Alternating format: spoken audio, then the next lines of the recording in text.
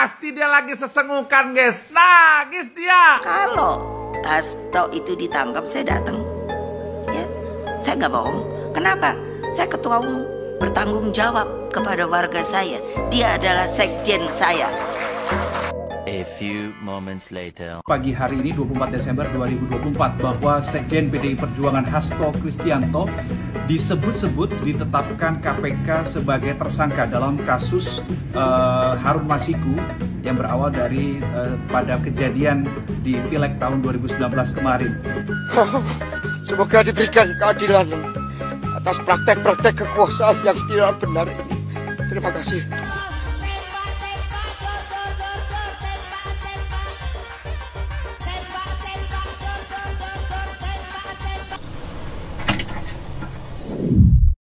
Assalamualaikum warahmatullahi wabarakatuh. Kembali lagi di channel saya Sukron TV. Apa kabar semuanya? Semoga semua dalam keadaan sehat dan dimudahkan rezekinya. Amin. Bagi yang baru bergabung, silakan di subscribe dulu channel ini dan ditekan tombol loncengnya. Kali ini kita akan menyaksikan bersama-sama di mana hari ini Hasto, sekjen dari Partai Banteng, ini resmi ditetapkan sebagai tersangka oleh KPK. Nah, ini kan semuanya sudah tahu ya, bahwasanya dulu itu sudah dipanggil oleh KPK menjadi saksinya kasus Harun Masiku ya, yang sudah buron bertahun-tahun. Ternyata Hasto terlibat dan resmi ditetapkan sebagai tersangka hari ini. Nah, ini kayaknya kode dari Pak Jokowi waktu mereaction itu yang lagu viral tembak-tembak dor-dor-dor. Nah, ini kayaknya kode ya. Kode bahwasanya tepat sasaran nih kayaknya tembakannya ini ya. Langsung sekelas sekjen PDIP ini langsung tepat sasaran ya. Wah, ini gimana tanggapan para netizen ini? Pasti ini banyak yang berbahagia ya. Karena mungkin sudah nggak terdengar lagi ya orang yang nyinyir dengan untuk atau terkait Pak Jokowi ya. Nah, ini pasti nangis ya Pak Hasto ya. Ini pasti ada drama tangisan lagi dan kayaknya ini dulu Mak Banteng mau datangin KPK ya kalau Hasto ditangkap ini. Nah, gimana ini reaksinya ini? Langsung saja kita simak videonya. Masih dari Sekjen PDIP Hasto Kristianto diberitakan menjadi tersangka KPK di kasus dugaan suap pergantian antar waktu anggota DPR RI yang melibatkan Harun Masiku. Dikutip dari cnnindonesia.com, internal KPK membenarkan penetapan Hasto sebagai tersangka. Dalam surat perintah penyidikan yang dikeluarkan KPK, lembaga anti rasuah itu sedang melaksanakan penyidikan dugaan tindak pidana korupsi yang dilakukan oleh tersangka Hasto Kristianto bersama-sama dengan Harun Masiku. Harun Masiku merupakan ex-calon anggota legislatif dari PDIP yang sudah buron selama 5 tahun. Dia diduga menyuap Wahyu Setiawan yang saat itu menjabat sebagai komisioner KPU agar bisa ditetapkan sebagai pengganti Nazarudin Kemas yang lolos ke DPR akan tetapi meninggal dunia.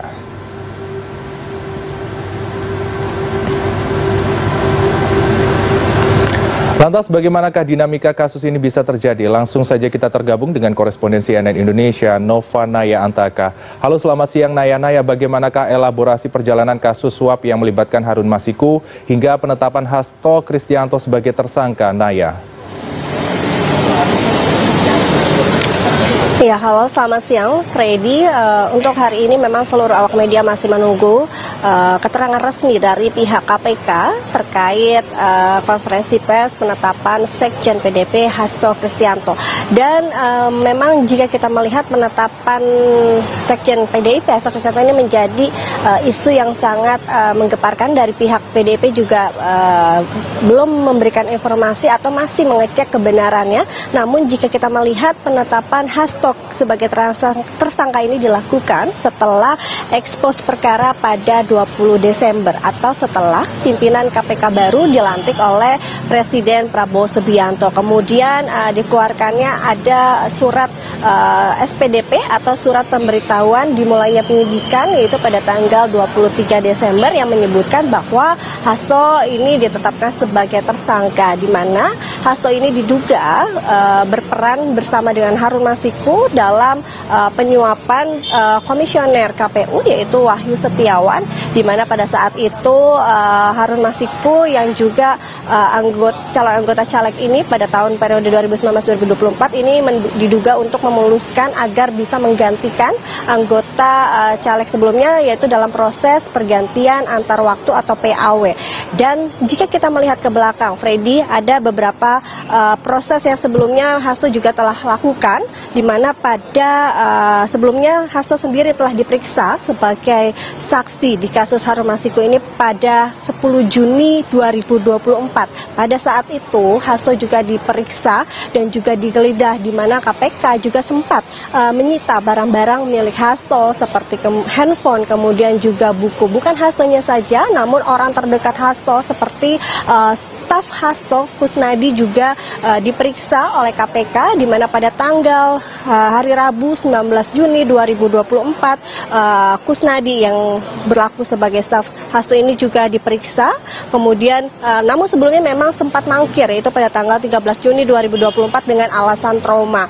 Dan KPK juga memeriksa Ketua DPP PDIP, yaitu yang juga merupakan mantan Menteri Hukum dan juga HAM Yasona Lauli pada tanggal 18 Desember 2024. Selain itu juga KPK juga telah melakukan proses pencegahan terhadap orang-orang terdekat Hasto ini untuk berpergian ke luar negeri. Jadi bukan hanya Hastonya saja, orang-orang terdekat Hasto juga KPK lakukan pencegatan, yaitu selama 6 bulan ke depan sejak tanggal 22 Juli 2024. Di mana ada 5 orang yang dicegat, yaitu staf-staf dari Hasto sendiri, diantaranya Kusnadi, kemudian ada Simeon Petrus, ada Yanuar Prawirawasesa selaku pengacara PDIP, ada Doni Tri Istiqomah selaku pengacara juga PDIP, dan juga Dona Berisa selaku mantan istri dari Saiful Bahri.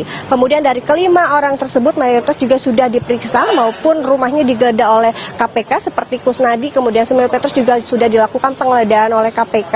Sementara itu penetapan Hasto sebagai tersangka ini memang sebenarnya kalau kita merujuk dari informasi juru bicara Ciko Hakim mengatakan melalui pesan singkatnya, sebenarnya untuk isu mentersangkakan Sekjen PDIP Hasto Kristianto ini bukan isu yang baru, karena memang sebelumnya sudah terdengar, di mana memang kalau kita lihat ke belakang ini kasusnya sudah lama, sudah 5 tahun, artinya Harun Masikunya sendiri juga masih buron. Ciko menganggapkan bahwa penetapan Hasto Kristianto ini sangat syarat dengan politisasi, apalagi semenjak Hasto ini juga cukup kritis untuk mengkritik demokrasi atau bisa dikatakan berseberangan dengan pemerintah Indonesia.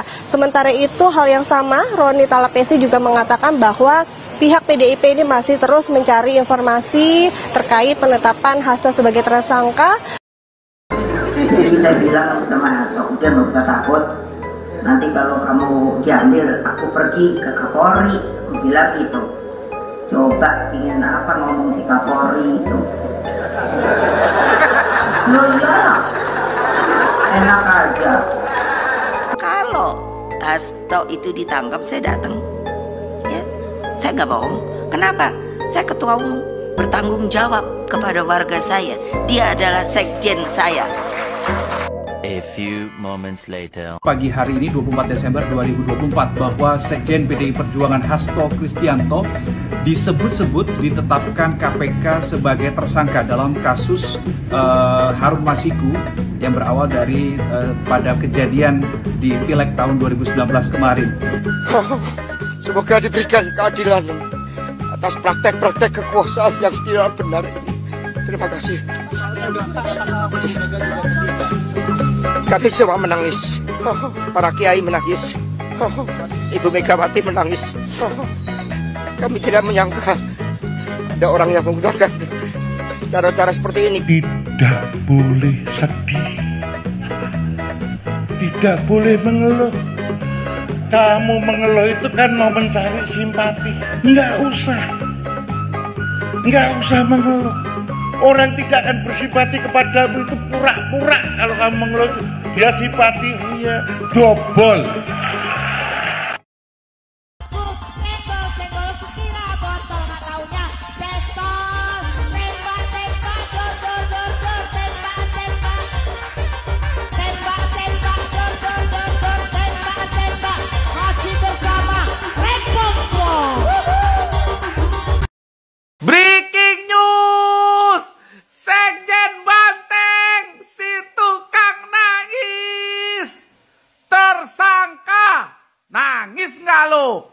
dia lagi sesengukan, guys. Nah, guys, dia anak-anak jenderal yang belum follow aku ini, guys. Di follow dulu ya, agar berita-berita terbaru tidak tertinggal, kawan.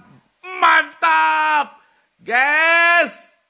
Berita heboh, berita mengharukan, berita menyedihkan, sekaligus menyenangkan. Kalau menurut kalian berita ini apa, guys? Menyenangkan, menyedihkan, atau mengharukan? Komen ya, kawan. Ditunggu komenannya, guys.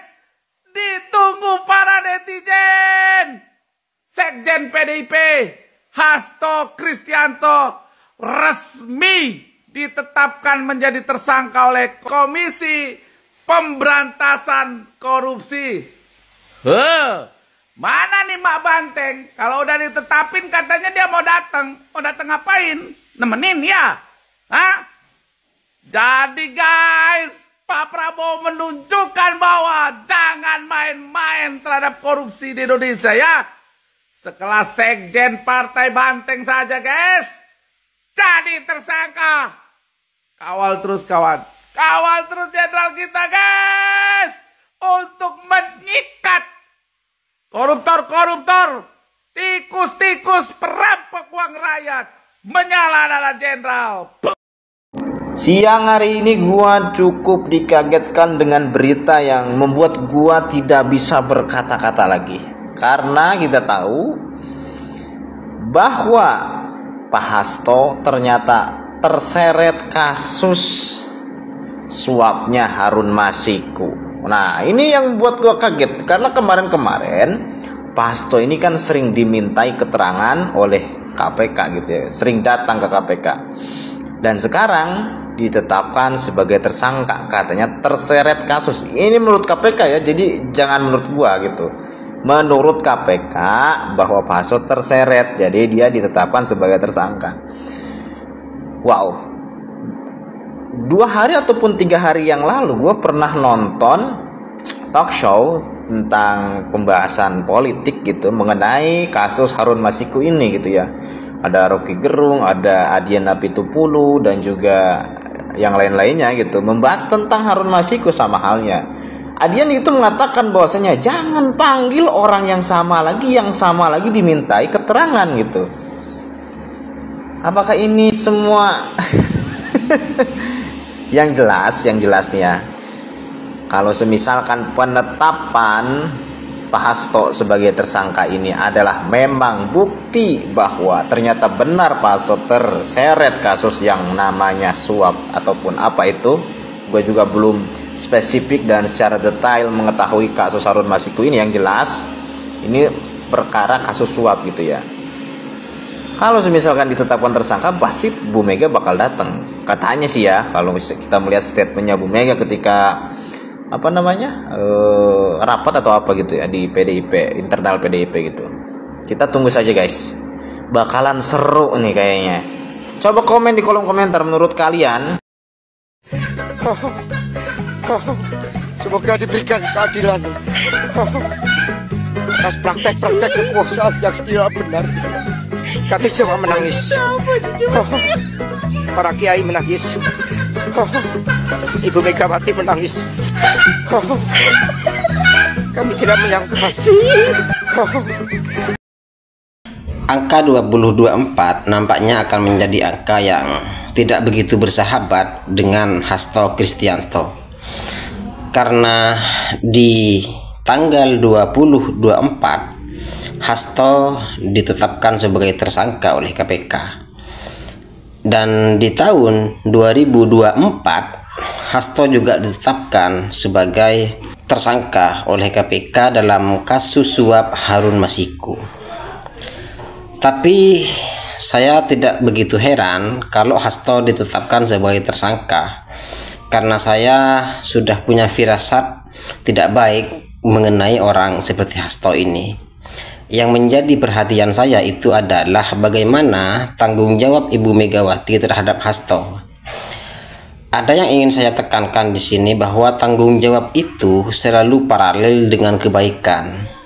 Jadi tanggung jawab Bu Megawati terhadap Hasto bukan melindungi Hasto dari kasus hukumnya, tetapi memecat Hasto dari kepartaian sebagai tanggung jawab ketum terhadap para kadernya yang tidak bertanggung jawab. Jadi kalau Ibu Megawati bertanggung jawab dengan cara melindungi Hasto supaya dibatalkan tersangkanya, maka bagi saya itu bukan merupakan bagian dari tanggung jawab, tetapi merupakan bentuk pengkhianatan terhadap tanggung jawab itu sendiri. Sekali lagi, tanggung jawab itu selalu paralel dengan kebaikan, bukan dengan keburukan.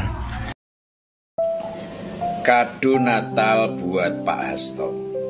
Menjelang perayaan Natal tahun 2024 ini ada kabar kurang enak buat Pak Hasto Kristianto, Sekjen PDI Perjuangan.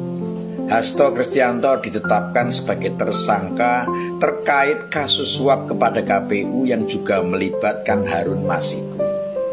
Harun Masiku sendiri sampai hari ini tidak ketahuan rimbanya. Tapi tenang, buat yang tidak suka dengan Pak Hasto jangan buru-buru senang atau membuli beliaunya. Status tersangka itu adalah tahap awal terhadap penetapan hukum kepada seorang warga negara. Masih ada proses selanjutnya hingga si tersangka dijatuhi vonis melalui keputusan pengadilan. Menanggapi berita ini, sebagian orang menganggap dan menarasikan penetapan tersangka Hasto Kristianto dalam kasus suap KPU ini bernuansa politik. Ada yang menyebut Hasto ditersangkakan karena giat menyerang dan menyudutkan Jokowi. Loh, kok lagi-lagi Jokowi ya? Hobi mengklaim semua salah Jokowi ternyata tetap trendy meski Jokowi sudah tidak lagi jadi presiden. Kemarin ada pelukis yang pamerannya di Bredel dibilang karena Jokowi. Cagup Jateng kalah juga gara-gara Jokowi. Ganjar Pranowo kalah juga karena cawe-cawe Jokowi. Sekarang Sekjen PDI Perjuangan ditetapkan sebagai tersangka juga gara-gara Jokowi. Heran ya, sebegitu tidak bisa move on-nya kah kaum paranoid itu dari sosok Jokowi? Tapi yang jelas, semua tudingan yang dikaitkan dengan Jokowi itu tidak pernah disertai fakta dan data sebagai bukti. Bahkan tuduhan Jokowi mengintervensi Mahkamah Konstitusi atau menggunakan dana bansos untuk kepentingan pribadi pun masih bersifat tudingan tanpa pembuktian yang valid. Jadi dengan sederhana kita bisa simpulkan semua tudingan itu hanyalah bagian dari usaha untuk mendegradasi dan mendelegitimasi citra Jokowi di mata publik.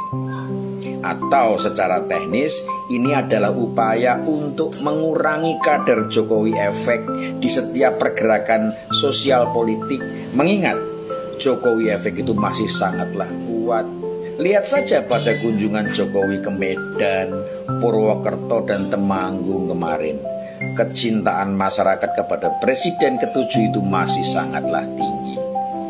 Jadi mengenai ditetapkannya Hasto Kristianto sebagai tersangka oleh penyidik KPK, sebaiknya disikapi kalem dan bijaksana saja. PDI Perjuangan lebih baik mengedepankan langkah-langkah yang rasional.